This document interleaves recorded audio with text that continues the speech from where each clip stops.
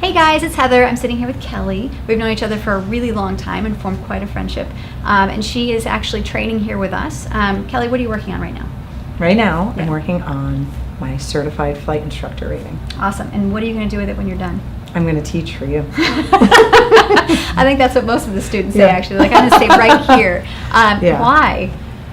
Well, I really love this school and everything that you represent. And you run a really tight ship, which I respect and admire a lot. So I feel like there's a lot of opportunity for growth and learning.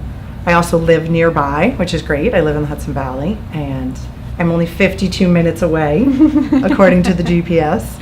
So, yeah, I'm just excited to learn more about the business and to teach and continue to learn about the industry. And, you're a really great teacher. Thank you. And it's a great business here, so I feel honored to be here. Thank you. We're honored to have you. Thank you. Yeah. So what is your goal, I guess, like your plan? So when you get your CFI and you come work here, and then what? Do you have a plan? Well, the plan is to teach and to learn more about the business. And, I see myself in the future. I always thought, like, getting into helicopters, I saw myself doing search and rescue.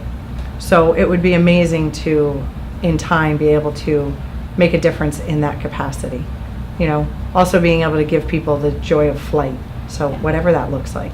You do a lot of work with Cancer Society and leukemia, children, kids. And it's just, that inspires me.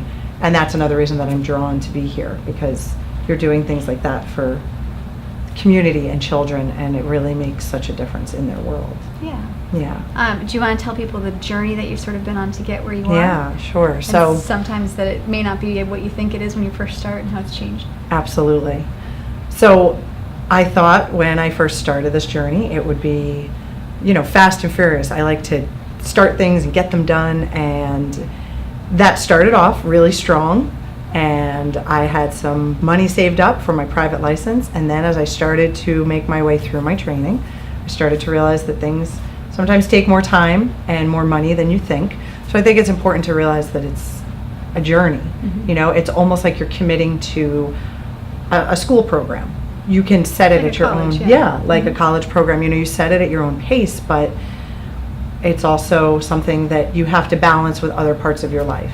Be it, one job or two jobs, or, however many jobs. It feels like at some point really pulling rabbits out of hats and continuing to just keep the ball rolling in the right direction. So I think if you're thinking about doing the aviation training, that it's important to check out different options, whether that's, taking out a big loan, or if you're going to do it in chunks. I've kind of gone some conventional ways, but some ways where I've had to do a lot of stopping and starting. So that's been a journey in itself, and I've had to really cultivate acceptance and patience around that. So sometimes things don't go exactly how you planned they're going to go, but I'm finally at that point where I'm on that last hurdle where I can now see the light at the end of the tunnel. Exactly. Yeah, and keep moving towards the light. So I know when I went through Utah Valley University and did their global aviation degree program and got student loans out through Sallie Mae. I'm still paying on those loans because I took out, I think it was $70,000 or maybe even a little bit more than that to go through my training. And I waited a very long time. They were in deferment for a really long time before I started paying them off, which is why I still owe on them. Did you do something similar, or did you? I did both. My private license, I had my in case fund, which was really my savings fund, and I just decided to use that for my private license, and that was a great investment in myself. I still believe that.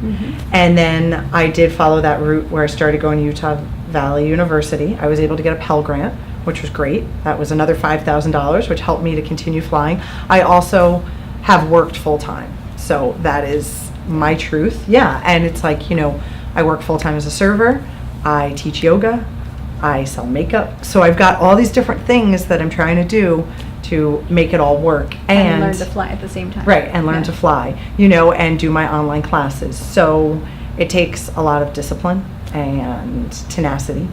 But I think that if it's an investment in yourself, then it's money well spent. Absolutely. And then you just pay it off. So now I'm in that place where I've got, one loan that I'm paying off, and I'm just continuing to plug away. And I think it also comes down to lifestyle choices.